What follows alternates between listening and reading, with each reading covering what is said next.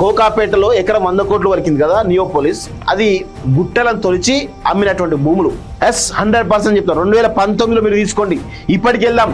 చెలియలి కట్టను తెంచుకొని విలయము విజృంభించునని దానికి కూతవేటు దూరంలోనే మై హోమ్ రామేశ్వరం సంబంధించినటువంటి కన్స్ట్రక్షన్ ఇప్పటికి కూడా భారీ ఎత్తున అవుతా ఉంది. ఆ కన్స్ట్రక్షన్ చూస్తే మీకు తెలుస్తుంది. అప్పుడు అందరు మాట్లాడుతున్నారు, సెలబ్రిటీలతో మాట్లాడుతున్నారు కదా, నియోపోలిస్ వస్తారు అందరూ. నియోపోలిస్ లో గుట్టలను తొలిచి ఈ రోజు ఆ కన్స్ట్రక్షన్ చేస్తా ఉన్నారు. బరాబర్ నేను నిరూపిస్తా. నేను దాని మీద మల్టిపుల్ స్టోరీలు చేస్తాను. ఎవరు స్పందించే దానికి ఎవరికి నోరు రాదు.